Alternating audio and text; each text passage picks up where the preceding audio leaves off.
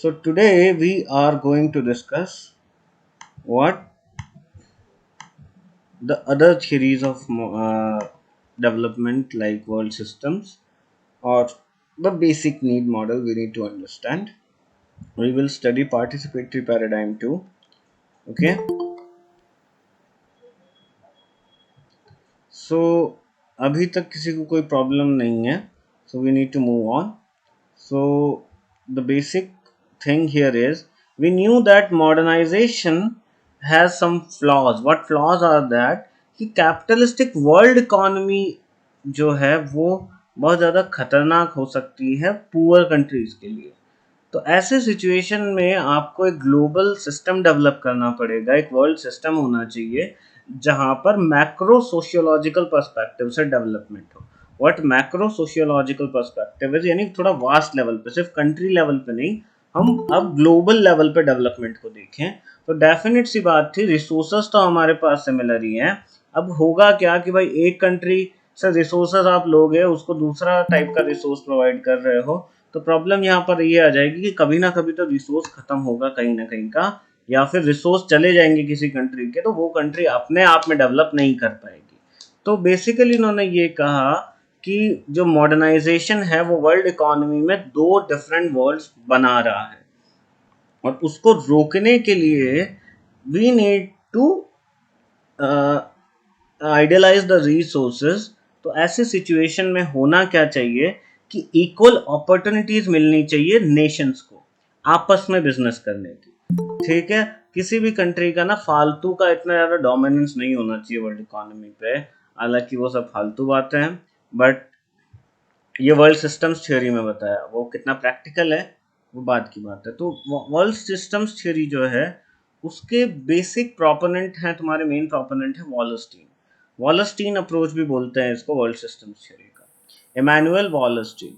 अब what Wallerstein says here कि जो मॉडर्नाइजेशन है, जो कैपिटलिस्ट इकोनॉमीज हैं, वो जो दूसरी अदर नेशंस है उनको बहुत ज़्यादा डोमिनेट करती हैं, और जो रिसोर्सेज उनका इक्वल डिस्ट्रीब्यूशन नहीं होता है. उसके अलावा जो तुम्हारी इसके फेवर में रहे हैं तुम्हारे C.W. मिल्स हैं, जो कि काफ़ी एक तरह से कह सकते हैं is a very big economist as well as historian. Liberalism जैसे कॉन्सेप्ट पे काफ़ी ज़्यादा काम रहा है C.W. मिल्स का. तो ये सारी चीज़ है. एम क्या है थ्योरी का, है जो थ्योरी है क्या बेसिकली, तो ये समझो कि बेसिकली इस थ्योरी का मेन जो है वो ये है कि एक तरह से जो नेशन स्टेट जो है ना, वो कोई सोल यूनिट नहीं है एनालिसिस की. यानी नेशन स्टेट को हटा के हम थोड़ा सा ग्लोबल लेवल पे अब जो है एनालिसिस करें. तो जो इंडस्ट्रियलाइजेशन है नेशनल स्टेट्स का, वहाँ से हम ग्लोबल रेवोल्यूशंस की समझें चीज़ों को कि भाई एक नेशन किस तरह से दूसरे नेशन की हेल्प कर सकता है. एक ऐसी अजम्पशन, एक ऐसा इवोल्यूशनरी डेवलपमेंट का एक सिंगल पाथ बनाया जाए जिसको सारी कंट्रीज फॉलो कर सके.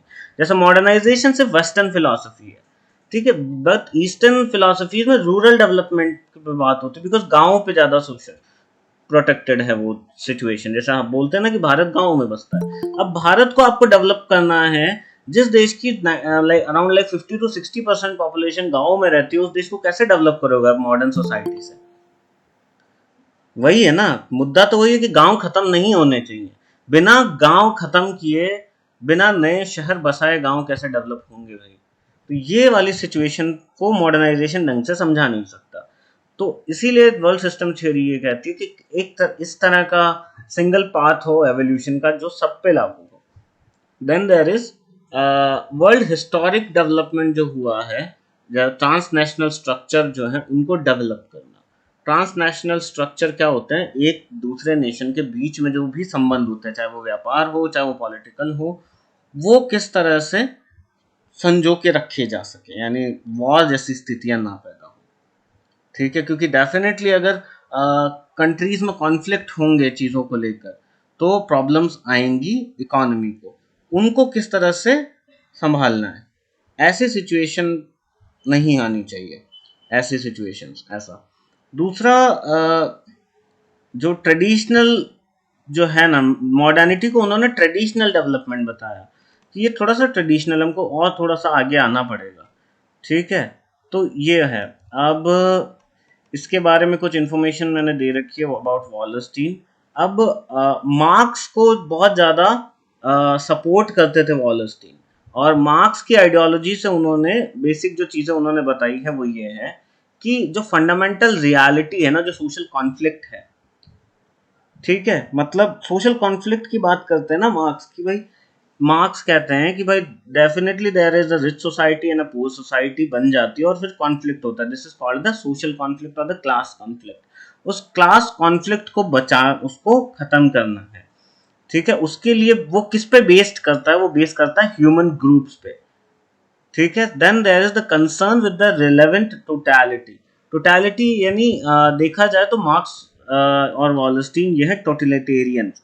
टोटलिटेरियंस का मतलब ये है डेवलपमेंट एज अ होल। ऐसा नहीं एक का डेवलपमेंट हो रहा है, no, development as a whole. ठीक है, then there is the transitory nature of the social form and theories about them। यानी there are different social forms, जो social forms जो हैं human society की, they have a transitory nature, we need to understand that। so ये कुछ basically Wallerstein जो है वो मार्क्सिज्म से समझने की कोशिश करते हैं, और उसके बाद वो वर्ल्ड सिस्टम थ्योरी में एक बहुत ही इंपॉर्टेंट चीज बताते हैं। वो ये है कि how to develop other things, how to develop other societies. यानी अदर मतलब जो जो एम्पायर्स के अंदर आती थी, यानी जो ब्रिटिश एम्पायर्स के थ्रू रूल्ड थी, या जो अलग थलग पड़ी सोसाइटीज है जो अभी भी प्रिमिटिव हैं। ऐसा ना होना कि हमारे यहाँ पर कि एक जगह तो बहुत ज़्यादा डेवलप हो रखी है और एक देश बहुत ज़्यादा पिछड़ा हुआ है। ऐसी सिचुएशन से बचने के लिए सारे देशों को एक साथ मिलकर, जिसके पास है, जो प्रोटेक्ट कर सकता है, जिसके पास रिसोर्सेज हैं, वो अपने रिसोर्सेज गरीब देशों के साथ साझा करे, अपनी टेक्नोलॉजी बनाए। तभी तो आज आप देखोगे कि साइंटिफिक नॉलेज जो है वो प्रोटेक्टेड उतनी नहीं है। May be you can patent a thing, ठीक है, लेकिन आप किसी को ये नहीं कह सकते कि मैंने ऐसा बल्ब बनाया, आप किसी दूसरे तरीके से बल्ब नहीं बना सकते। जो साइंटिफिक नॉलेज है ना, आपको शेयर करनी पड़ती है। तो देयर आर साइंटिफिक रिसर्च जो कि सिर्फ यूएस में नहीं, वो पूरे वर्ल्ड में हर किसी के लिए एक्सेसिबल होने चाहिए। ऐसा नहीं होना चाहिए कि if I want to know something, I need to uh, you know I cannot access that। ये नहीं होना चाहिए। Everybody has the right to access scientific knowledge और any kind of knowledge, ये होना चाहिए। तो ऐसे सिचुएशंस में जो बाउंड्रीज है ना सोसाइटीज के बीच की, उनको खत्म करने की जरूरत है। यानी तो बाउंड्रीज जो हमने सोशल बाउंड्रीज बनाई है, पॉलिटिकल बाउंड्रीज बनाई है, वो बहुत ज़्यादा हार्मफुल है नेशंस के लिए। क्योंकि मतलब द आइडियोलॉजी ऑफ नेशन से थोड़ा सा आगे आके हमको अर्थ एज अ प्लैनेट सोचना है, वर्ल्ड एज अ होम सोचना है। तो ऐसी परिस्थितियों में हमको क्या करना है? वर्ल्ड इकोनॉमी पे ज़्यादा फोकस होना है। How to develop the world, हर किसी इंसान को कैसे डेवलप कर सकते हैं हम।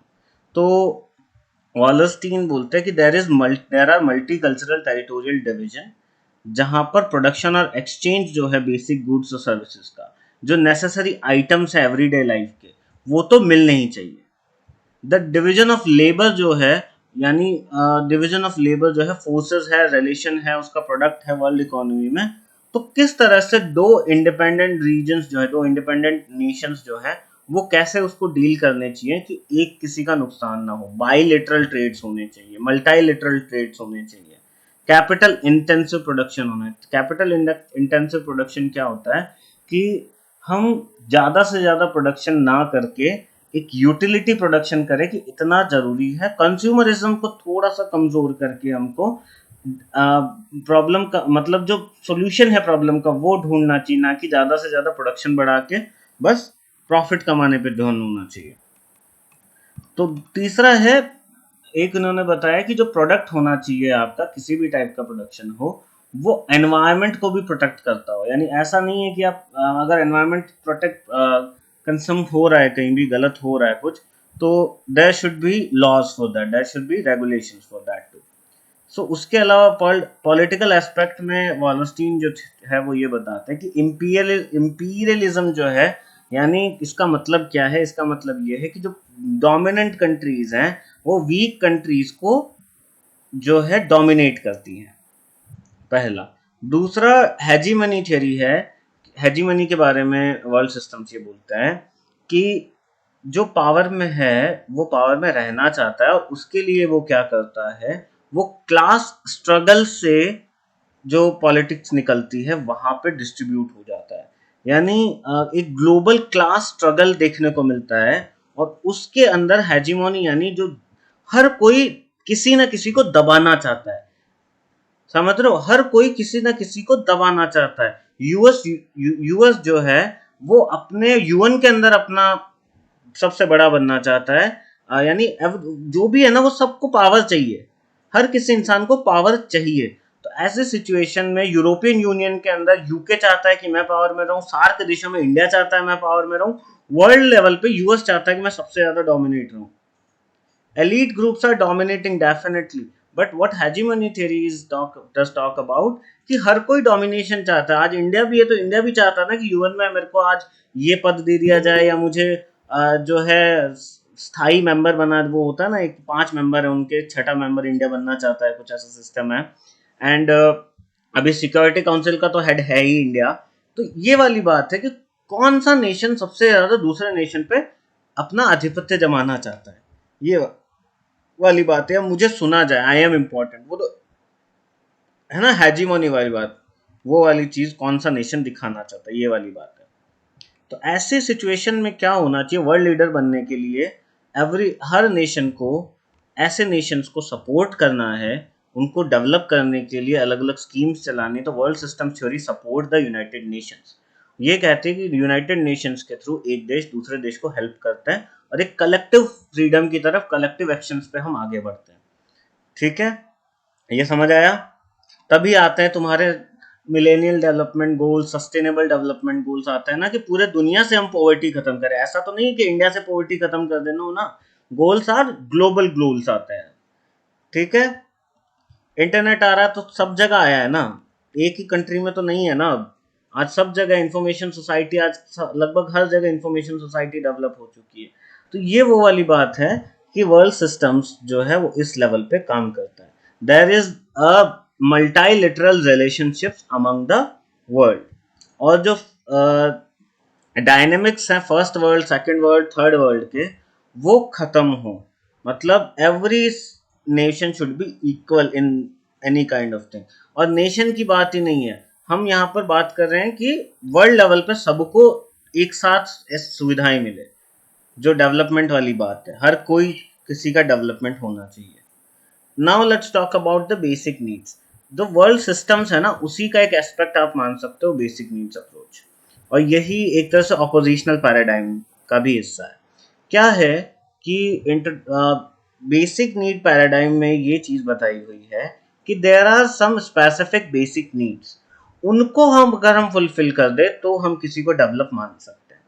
यानी देखो उसके बहुत सारे क्राइटेरियाज थे, और ये आइडिया जो था वो कैपिटल इन्वेस्टमेंट से थोड़ा आगे था। It was all about the distribution of wealth and income, social justice, improvement of facilities of like education, health, social security, और भी बहुत सारी चीजों को लेकर बेसिक नीड अप्रोच काम करती है।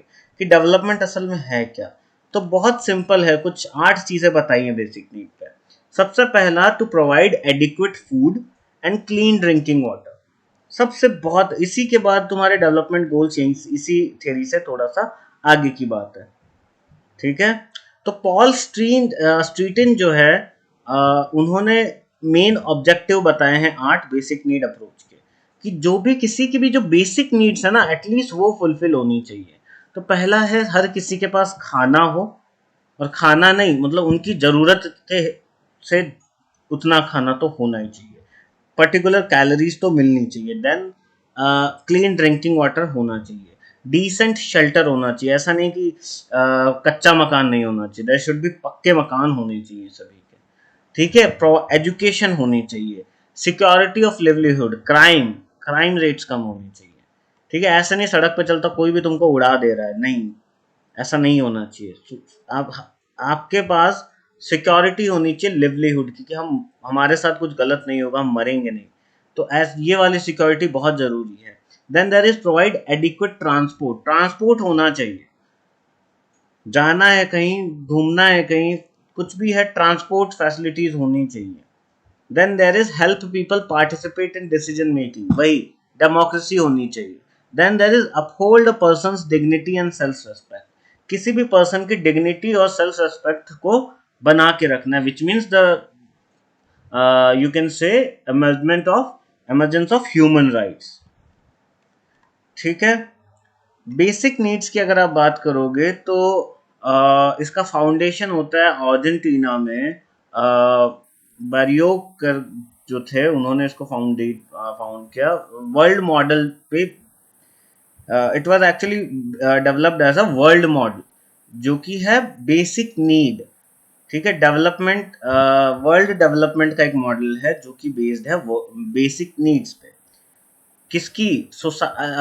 Availability of resources and environmental constraints.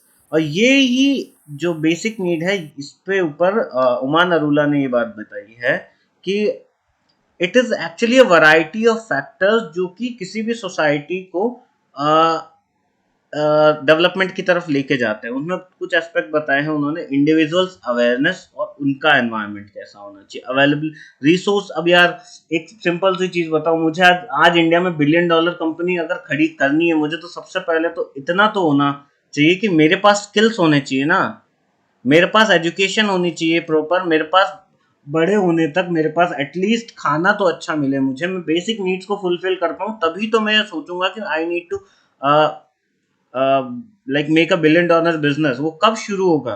जब मेरी बेसिक नीड्स ही फुलफिल नहीं है इंडिया में बहुत 70% लोगों की, तो कैसे होगा वो? 2015 का आंकड़ा है, बिहार में 52% से ज्यादा जनता गरीब है, वो अपनी बेसिक नीड्स फुलफिल नहीं कर पा रही है। राजस्थान में 31% है, केरला में 5% है, हिमाचल में 10% है, यूपी में भी काफी अराउंड लाइक 35% ज्यादा है।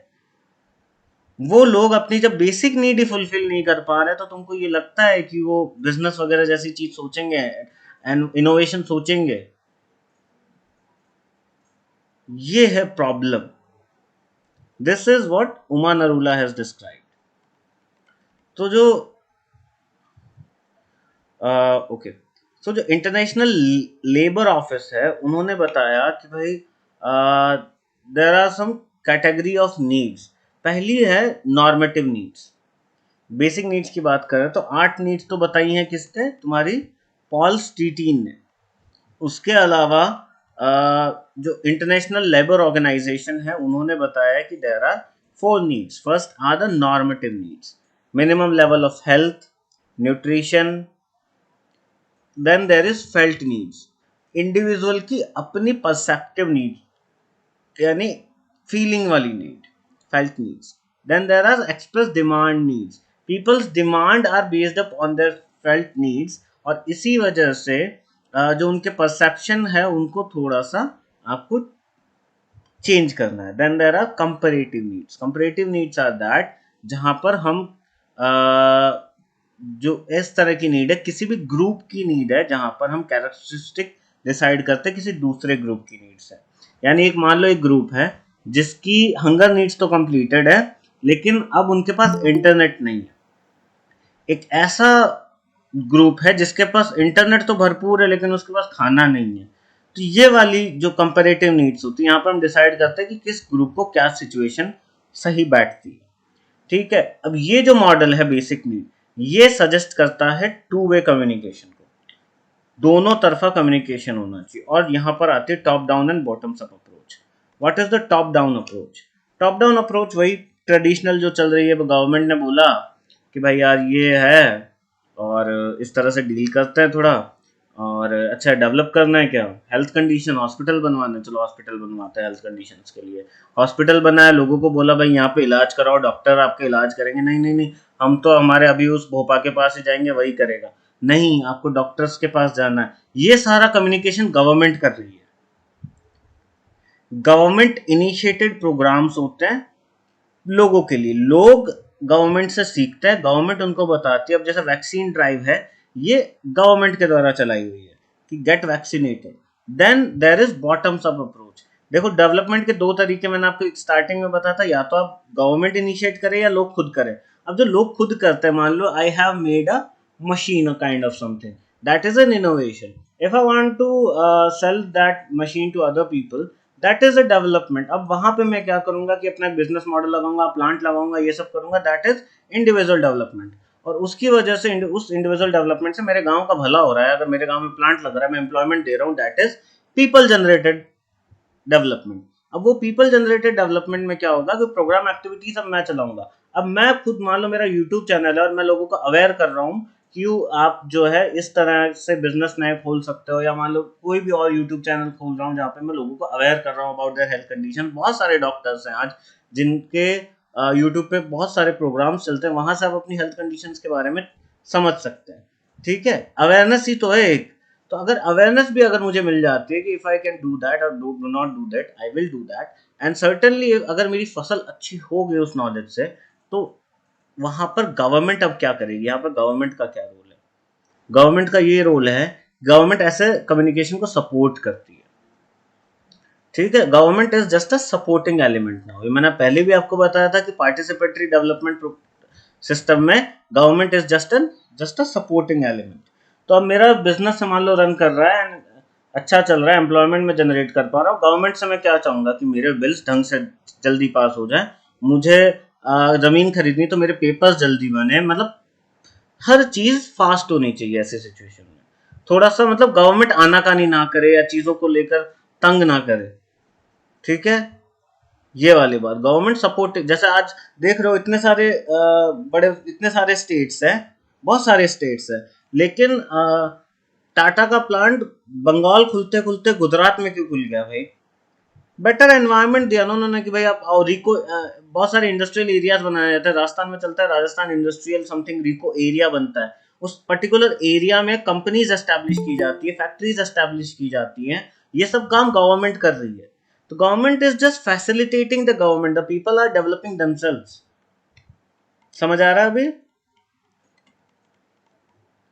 ये है दो टाइप की अप्रोच। ओके, इसकी प्रॉब्लम क्या है? प्रॉब्लम वही वाली बात है, सेम सेम टू सेम। अमीर और गरीब होंगे, गरीब और गरीब होगा। जिसके पास रिसोर्सेज है वो तो डेवलपमेंट स्टार्ट कर देगा, अप्रोच भी कर लेगा। लेकिन अभी भी बहुत सारे ऐसे लोग होंगे, वही सेम कैपिटलिस्ट एनवायरनमेंट। कैसे? प्रॉब्लम। देन देयर इज, जो डेवलप्ड कंट्रीज हैं वो डिजायर करती हैं किसका? कि थर्ड वर्ल्ड कंट्रीज को नीचे ही रखा जाए। ठीक है, और वो ये चाहती है कि थर्ड वर्ल्ड कंट्रीज उनके नॉन कॉम्पिटिटिव एनवायरनमेंट में ही रहें।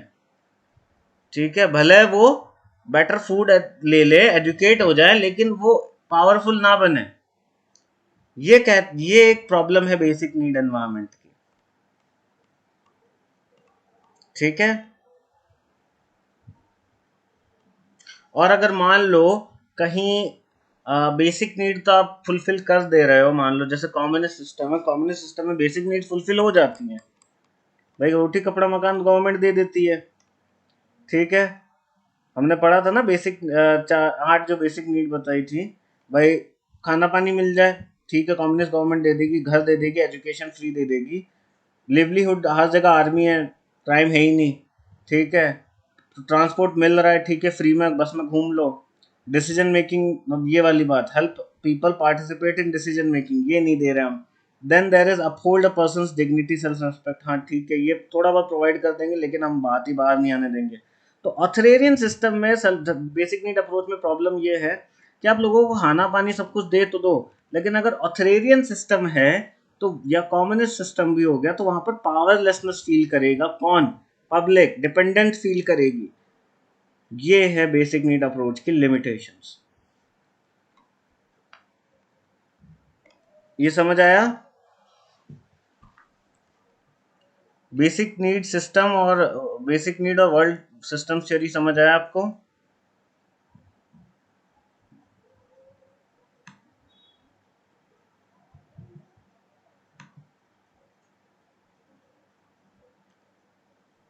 Okay, now let's move on to the participation. अब बेसिक नीड और पार्टिसिपेशन में क्या डिफरेंस है? सबसे पहला ये कि बेसिक नीड फुलफिल करने के लिए कोई ज़रूरी नहीं है कि गवर्नमेंट इनिशिएट करे या लोग इनिशिएट करें।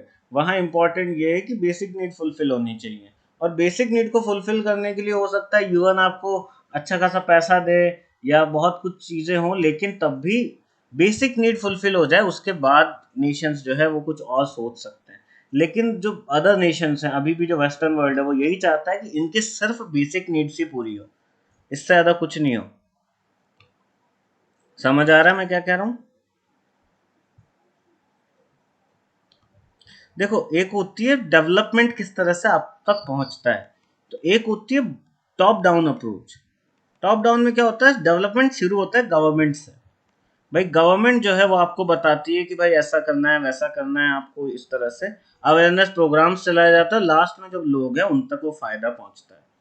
ठीक है भाई, हेल्थ इंश्योरेंस, हाँ भाई हॉस्पिटल खुलवा दिया, अब फ्री में इलाज हो रहा है, ये हो गया गवर्नमेंट इनिशिएटेड।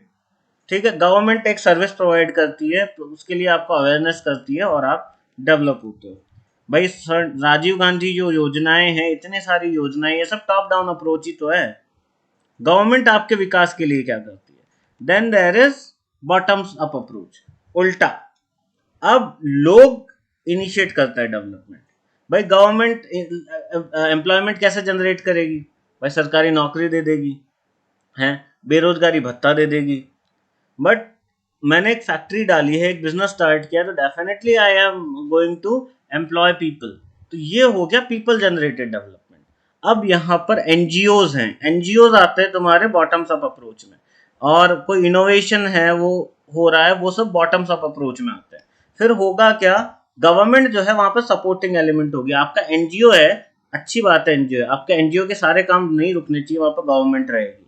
आपको कोई तकलीफ हो रही है, गवर्नमेंट संभाल सकती है वहां पे। बस इतना ही है, government is just a supporting element in the bottoms up approach. Facilitation of resources आपको दे देगी, लेकिन लोग अपना डेवलपमेंट खुद ही करेंगे। ठीक है, ये हो गए तुम्हारे top down and bottoms up approach. कोई कंफ्यूजन?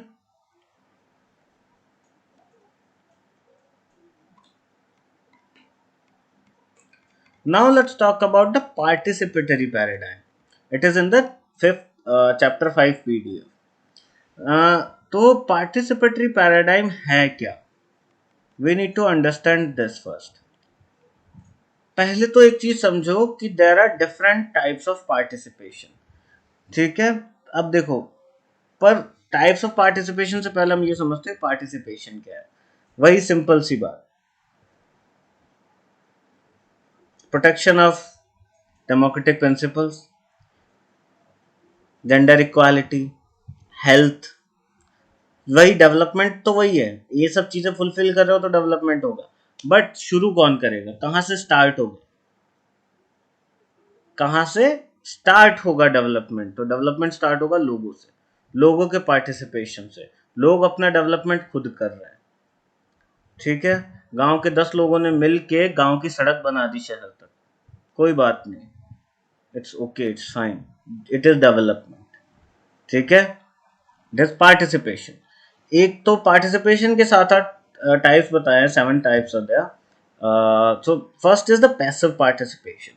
पैसिव पार्टिसिपेशन में क्या होता है? स्टेक होल्डर्स मीटिंग्स वगैरह करते हैं इन्फॉर्म होने के लिए, यानी गांव की सभाएं, पंचायत कह लो। ठीक है, ये स्टेक होल्डर्स जो हैं ये फंक्शनल पार्टिसिपेशन नहीं करते। फंक्शनल पार्टिसिपेशन या डिसीजन मेकिंग जो है दूसरे के हाथ में होता है, सरपंच के हाथ में। भाई लेकिन उसको सुनने तो आती है ना जनता। समझ रहे हो आप मेरी बात? सरपंच गांव के लोगों से डिस्कस करता है, भाई हम ये कर रहे हैं, आप सहमत हो कि नहीं हो? बोलता हाँ साहब हैं, तो ठीक है भाई। वो वहां पर सिर्फ सुनने आते हैं। अगर वो नहीं होते तो सरपंच उनको समझाता है कि भाई नहीं नहीं, ये जरूरी है, आपको ये करना पड़ेगा। समझ रहे हो? This is passive participation. ठीक है, then there is, you can say, then there is participation in information giving. Participation जो सरपंच है वो अब क्या कर रहा है? वो पार्टिसिपेट कर रहा है कैसे? इंफॉर्मेशन दे के। Then there is participation by consultation. उसने बोला भाई ये इंफॉर्मेशन है, आपको गांव के अंदर जो है 5 डॉक्टर हम हायर करेंगे, और उसका पैसा जो है वो आप सब के आप सभी से, गांव वालों से एज अ टैक्स वसूला जाएगा। इसके लिए आपको हर महीने 10 रुपए पंचायत कोष में देंगे। मान लो गांव के अंदर 5,000 लोग हैं, देंगे तो हम इसी से हम जो है हॉस्पिटल में दवाइयां लाएंगे और डॉक्टरों की तनख्वाह देंगे। ये पार्टिसिपेशन है, गवर्नमेंट नहीं है यहाँ पे, समझो। अब होगा क्या कि जो सरपंच है उसने इन्फॉर्मेशन दे दी, देन कंसल्टेशन होगा। आप अपने घर वालों से पूछो ऐसा करना चाहिए कि नहीं करना चाहिए, पंच बैठेंगे या आप ही अपने समाज में डिस्कस कर रहे हो कि ऐसा होना चाहिए नहीं, that is participation by consultation. अब आप कंसल्ट का दे रहे हो, कंसल्टेशन दे रहे हो, आप लोगों को राय दे रहे हो, ठीक है। Then there is material incentive, participation by material incentive. किसी ने कहा भाई मैं 10 रुपए तो नहीं दूंगा, मैं ऐसा करता हूँ, मैं डॉक्टरों के लिए मेरा खेत दे देता हूँ, मेरे खेत में आप जो है हॉस्पिटल बना लो, that is material incentive. Then there is functional participation. अच्छा, अरे मेरे गांव में मेरा बेटा डॉक्टर है, मेरा बेटा कर देगा इलाज सबका, आप इसको तनख्वाह दे देना, दैट इज फंक्शनल पार्टिसिपेशन। आप टोटली फंक्शनली पार्टिसिपेशन कर रहे हो। अब मैंने डॉक्टरी पढ़ी हुई है, मैं गांव में कर सकता हूँ ये जॉब, ठीक है। देन देयर इज, आप बाहर से मत बुलाओ, ये हो गया। दूसरा हो गया इंटरैक्टिव पार्टिसिपेशन। इंटरैक्टिव पार्टिसिपेशन में क्या होता है कि हर किसी से राय मशवरा लेने के बाद, हर किसी से इंटरेक्शन होने के बाद, now we decide something. Then there is self mobilisation, लोग खुद से हो जाए, ठीक है, लोग खुद से ही मोटिवेट होके काम करने लग जाए कुछ, दैट इज सेल्फ मोबिलाइजेशन। ये भी एक पार्टिसिपेशन है। उसके अलावा वर्ल्ड बैंक जो है, वर्ल्ड बैंक ने 4 टाइप के पार्टिसिपेशन बताए हैं। पहला तो इन्फॉर्मेशन शेयर करने में, जब ये सोशल मीडिया पे इधर उधर की बातें ट्विटर करते रहता हूँ ना, that is information sharing. YouTube पे बढ़िया वीडियो आया, आपको न्यूज मिली, आपने अपने दोस्त को शेयर कर दी, that is information sharing. Consultation, सवाल पूछ के देख लो एक कोरा पे, कितने लोग मिल जाएंगे बताने के लिए, ऐसा नहीं ऐसा करो भाई, ये यूनिवर्सिटी अच्छी है, ये खराब है ना। कोरा कौन यूज करता है यार, किसी ने यूज किया है कोरा?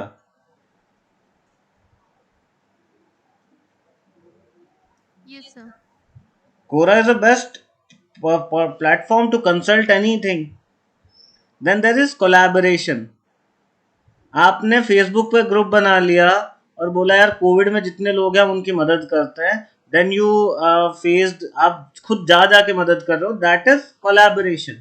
Empowerment is the fourth type of participation. अब आप एम्पावर कर रहे हो लोगों को, चीजों को, दैट इज एम्पावरमेंट। सो ये 4 बेसिक पार्टिसिपेशन बताए हैं वर्ल्ड बैंक ने, ठीक है। ऊपर जो 7 जो बताए थे, ये तुम्हारे बताए हैं, वेट अ मिनट,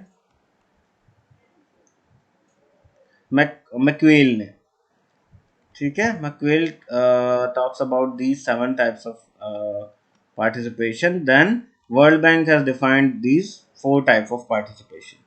बट अब वही वाली बात है कि वन वे कम्युनिकेशन होगा कि टू वे कम्युनिकेशन होगा, definitely it's a two way type of communication, because without two-way kind of communication, person to government, government to government and government to person, ये सारे जितने भी पार्टिसिपेशन हैं, मतलब जितने भी टाइप का कम्युनिकेशन है, तो टू वे होगा।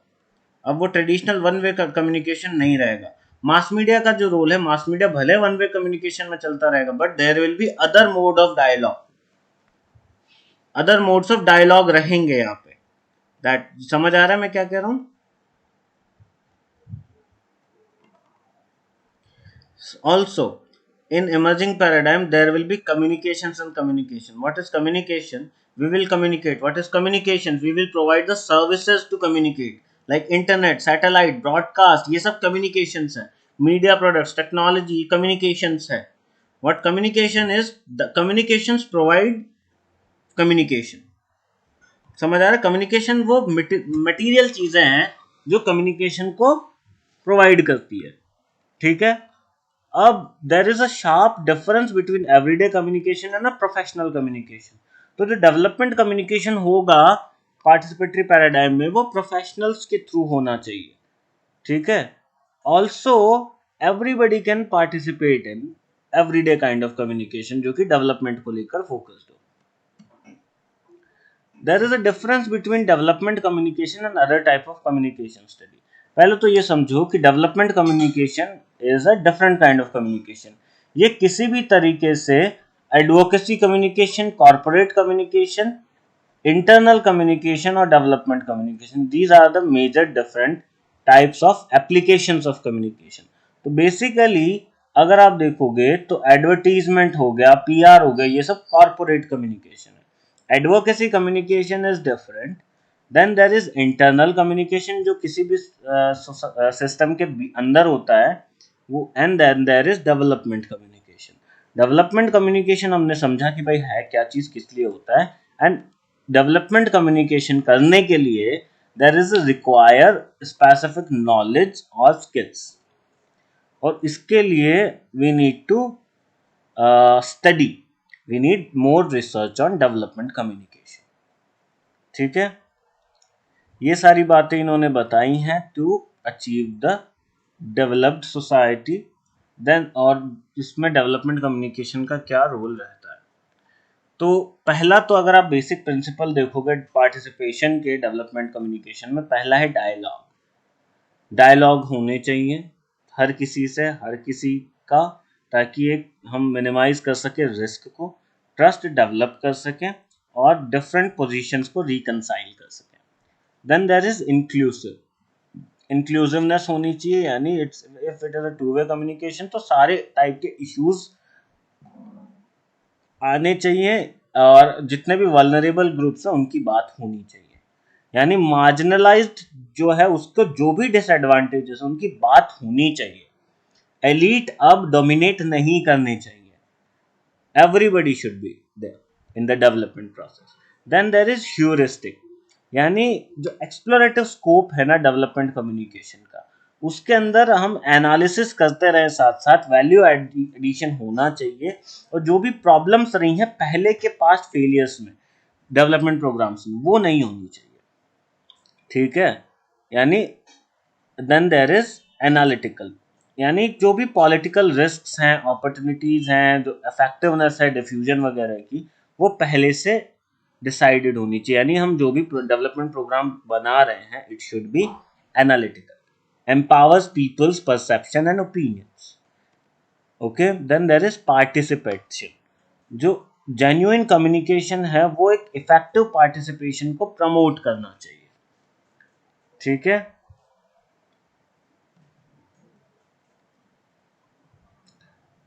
तो अब जो चार पार्ट टाइप बताइए ना, चार type of participation world bank ने, उनको हम थोड़ा सा डिस्कस करते हैं। तो एक होता है इंफॉर्मेशन शेयरिंग में पार्टिसिपेशन। ये वन वे टाइप का कम्युनिकेशन होता है, इसमें लोग सिर्फ सुनते हैं। ठीक है, people are included in by informing them about. Then there is consultation, ये भी प्राइमरीली वन वे होता है, इसमें भी आपको जो है लोगों को बताते हो भाई ऐसा ऐसा है, आप इस तरह से काम कर सकते हो, it will be very good. Then there is collaboration, अब ये टू वे कम्युनिकेशन होगा, यहाँ पर आप लोगों को डिसीजन मेकिंग में इन्वॉल्व करते हो। Then there is empowerment, transfer of control over decision and resources using two way communication and shared decision making. यहाँ पर अब हम शेयर्ड डिसीजन मेकिंग लेते हैं और टू वे कम्युनिकेशन के थ्रू हम हर किसी मार्जिनलाइज सिस्टम को डेवलप करते हैं।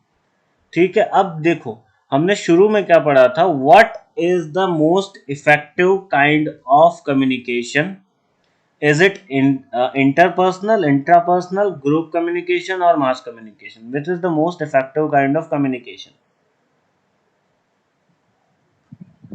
Intra. Intrapersonal. Inter. Interpersonal communication. So the interpersonal communication is an inherent part of participation. So that is why the participation ideology is the most powerful kind of development model. और जहां जहां participatory system होगा ना development का, वहां पर society बहुत जल्दी डेवलप करेगी। बिकॉज अब पार्टिसिपेशन में क्या है कि अभी तक हम जो मानते आ रहे थे भाई यही चीजें डेवलपमेंट होती है, ये चीजें फुलफिल कर दो तो डेवलप हो जाता है आदमी।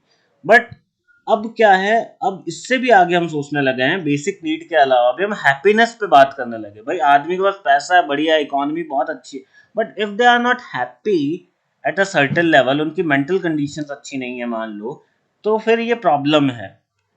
ठीक है, तो पार्टिसिपेशन में हमें नई नई नीड सामने पता लगने लगी। ठीक है यार, डेवलपमेंट सिर्फ ये नहीं है ना, इकोनॉमिक नहीं होता, उसके अलावा भी बहुत सारे सिस्टम्स होते हैं। तो बेसिकली जब हमने लोगों से पूछा कि भाई आपको क्या लगता है व्हाट इज योर डेवलपमेंट, तो उन्होंने भाई अपने हिसाब से चीज़ों को समझा, बताया। तो जब लोग खुद पार्टिसिपेशन में आ जाते हैं ना, उनको पता है कि उनको क्या क्या गोल फुलफिल करने हैं। ठीक है, मान लो कोई एम्प्लॉयड है, मान लो आप किसी को एम्प्लॉयमेंट दे रहे हो, तो आप उसको ये पूछोगे अच्छा चलो बताओ तुम्हारी यार, तुम्हारी सैलरी इतनी तो है कि तुम घर बना लो, एक गाड़ी ले लो और बच्चों को पढ़ा लो, इतना बहुत है, इट इज डेवलपमेंट। पर वो बोले नहीं यार, मुझे डेली डेली नहीं, महीने में एक बार तो मुझे इंडिया में किसी ऐसी जगह जाके ये काम करना है, that is development for me.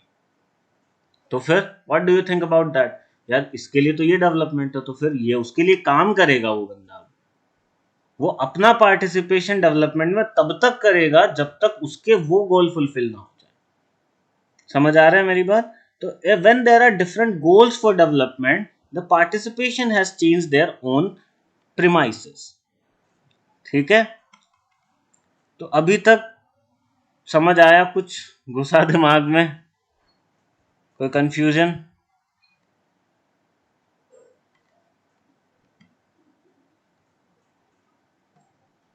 ये जो एक चैप्टर है ना, information and communication technologies for development, इसको छोड़ देना, इतना इम्पोर्टेंट नहीं है। Sir yes. सर आपने बोला था कि एडवर्टीजमेंट जो है वो कॉर्पोरेट कम्युनिकेशन के अंदर आता है, तो क्या ये एडवोकेसी कम्युनिकेशन के अंदर नहीं आता? वो भी नो तो एडवोकेसी करता है कहीं ना कहीं। नो नो नो, एडवोकेसी में नहीं आता। देखो क्या होता है, एडवर्टीजमेंट का मेन काम होता है इंफॉर्मेशन देना, उनका ये काम नहीं होता कि मतलब एक तरह से कुछ भी हो जाए उसको सही साबित करना इज नॉट एडवर्टीजिंग। सब पीआर में तो करते हैं लेकिन। No, PR is not PR is not all about advocating things. आपने कौन से पीआर को हमेशा ये बोलते देखा है कि हमारा प्रोडक्ट ही बेस्ट है? They do not say that.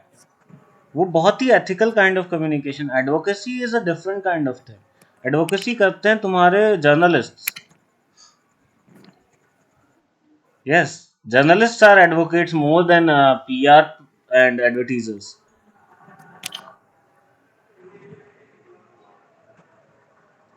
PR advocacy उस लेवल पे नहीं करता है, एडवोकेसी करता है journalism.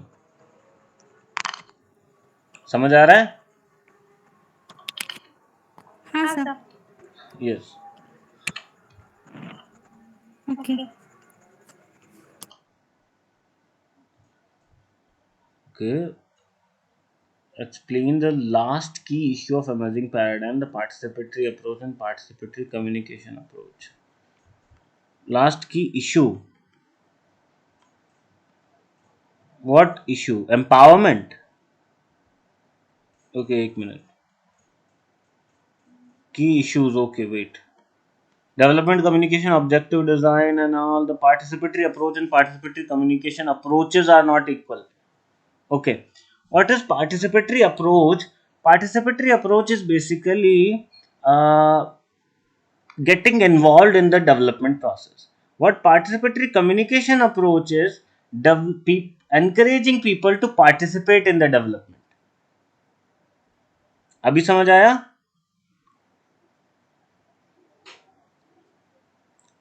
Participatory approach is to involve in the development. Participatory communication approach is to provoke people to participate in the development. Okay?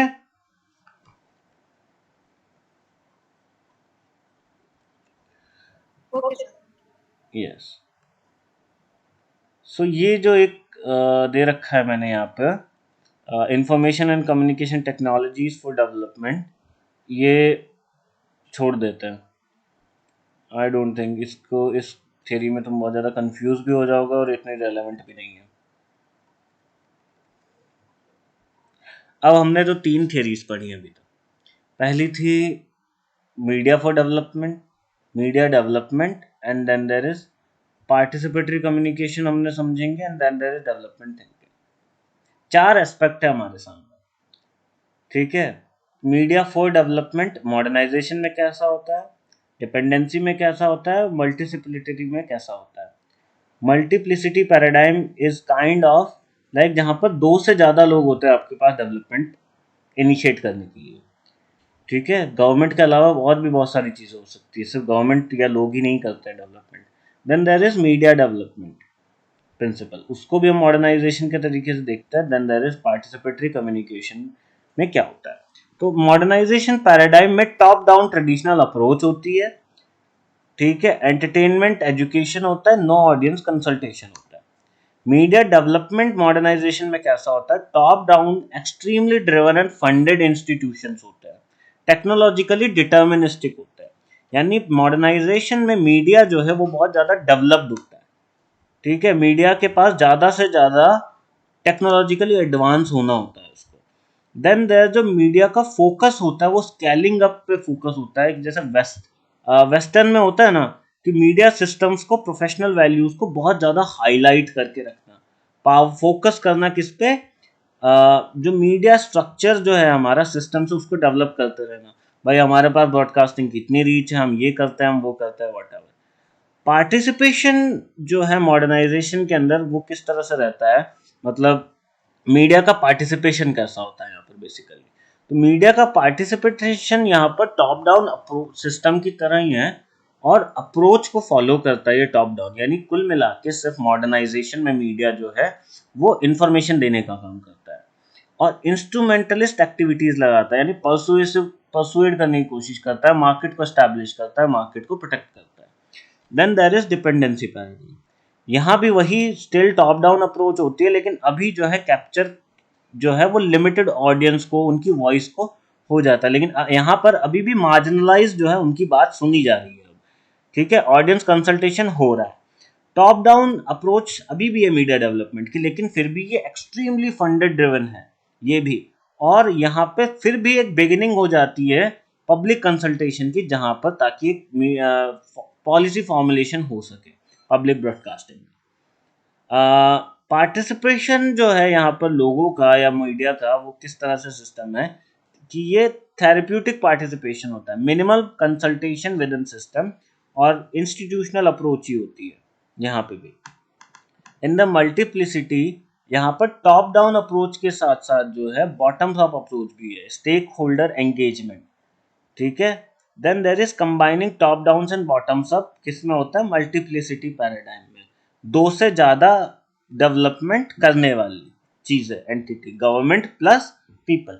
Then there is democratisation of communication, यानी community media आ जाता है, internet आ गया है, blogging है, sharing है, YouTube आ गया, ये सारी चीज़ें आ गई तुम्हारे डेमोक्रेटाइजेशन ऑफ कम्युनिकेशन, ठीक है। Then there is emergence of ICT आ जाता है मल्टीप्लिसिटी में। इसके अंदर पार्टिसिपेशन कैसे होता है मल्टीप्लिसिटी में कि यहाँ पर डेलीगेटेड पावर होती है, हर किसी के पास पावर होती है। Then there is consolidation of research, research पे फोकस होता है, लोकल ओनरशिप होती है, लोकल कंट्रोल होता है, ठीक है। ये जो सिस्टम समझाया है, ये बताया है मायनजो ने 2011 में। 3 अप्रोचेस जो है इनको डेवलपमेंट थ्योरी के एस्पेक्ट में किस तरह से देखा गया, ठीक है। तो इससे रिलेटेड अभी तक कोई डाउट है तो you can ask.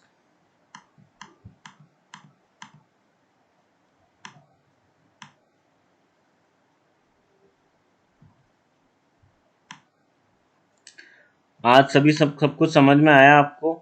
What is world system, what is basic need, what is participation?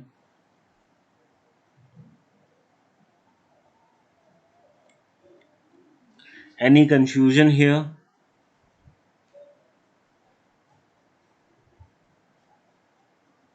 Any doubt, any query? There is 8:52 right now. अगर मेरी आवाज़ तुम तक धीरे भी पहुंच रही है, आई विल टेक क्वेश्चंस, तो please ask.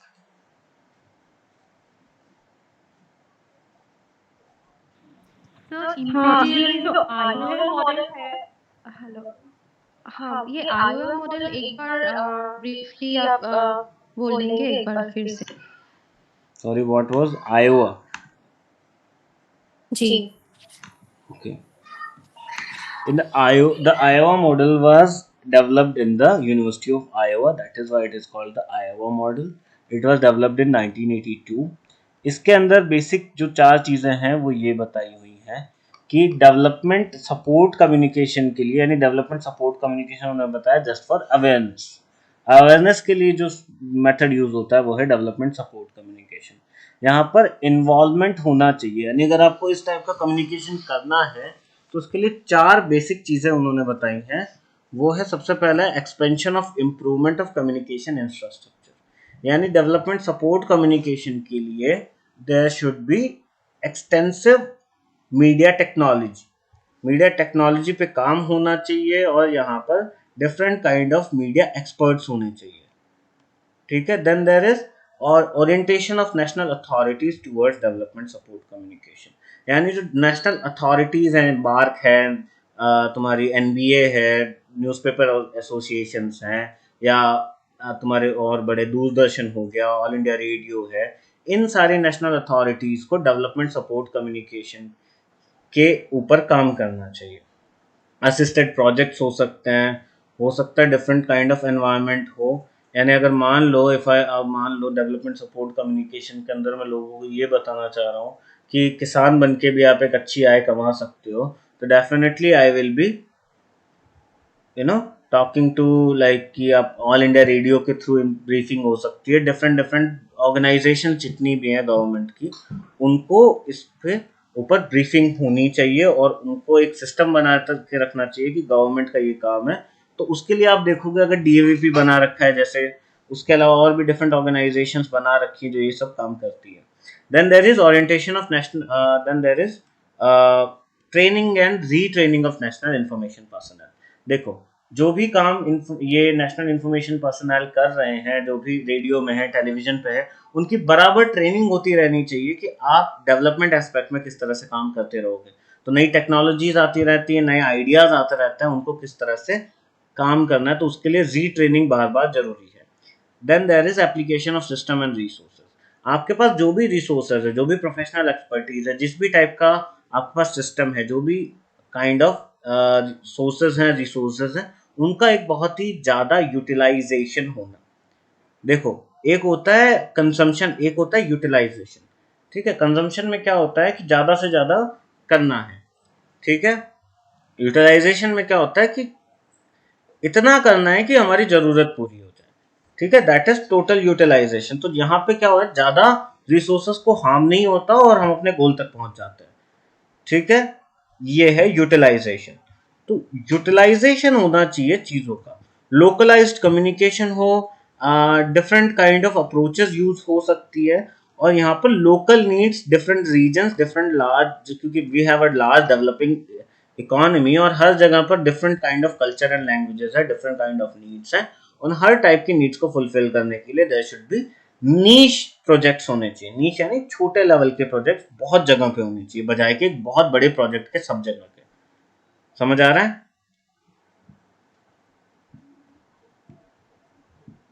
This was Iowa model of development support communication.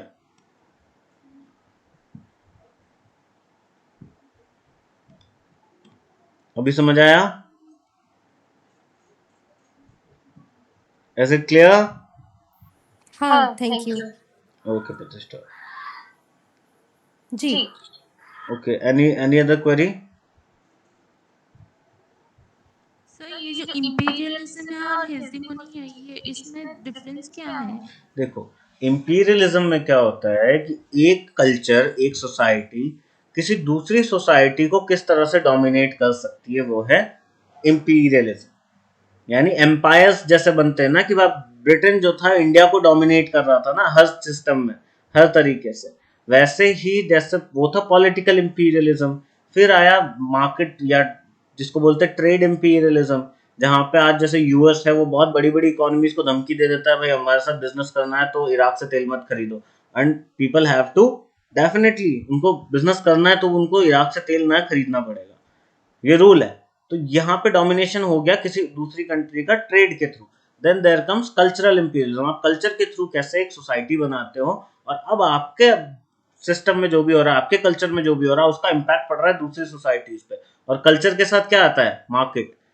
तो उस तरह से आप कल्चरली इंपीरियलाइज कर देते हो किसी भी कंट्री को। तो ये है इंपीरियलिज्म।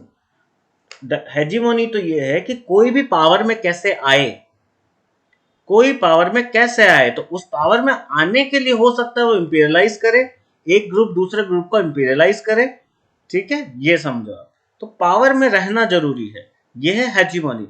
इंपीरियलिज्म से how you dominate someone else और definitely some other group, different country. समझ आया? Yes, sir. Okay, anything else?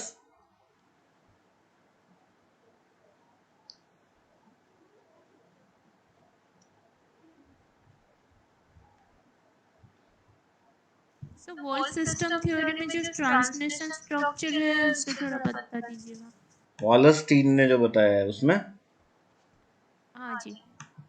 क्या, वॉलस्टीन वर्ल्ड सिस्टम्स में ना? जी सर, एक दूसरे एक नेशन जो संजोग करता है, इससे थोड़ा और डिफाइन कर दीजिएगा।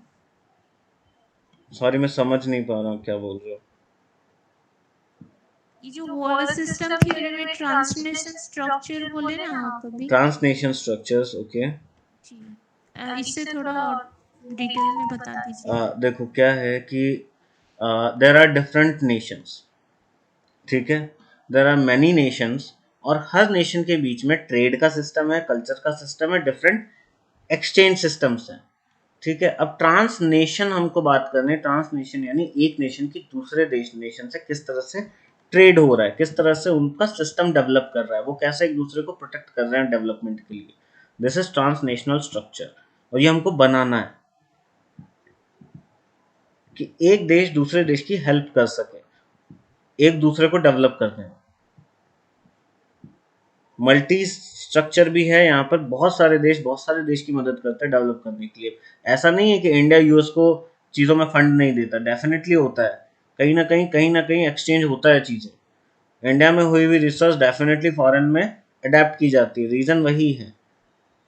हमारे पास जो है हम वो साझा कर सकते हैं, आपके पास जो है वो आप हमें दे दो, ठीक है। ह्यूमन रिसोर्स बहुत ज़्यादा कैप्चर होता है ना यूएस का, यूएस कितना ज़्यादा बिजनेस इंडिया में इन्फोसिस को देते हैं, रीज़न गुड ट्रेड, ठीक है। हम बदले में उनको बढ़िया सॉफ्टवेयर बना के दे रहे हैं, वो हमको सिंपल पैसा दे रहे हैं उसका, उस पैसे से भले वो 4 गुना माइक्रोसॉफ्ट कमा रहा हो, वो एक अलग चीज़ है, बट वो सॉफ्टवेयर हम बना के दे रहे हैं। तो this is trading, transnational structures we have created now, okay. Yes sir, thank you. Okay, anything else?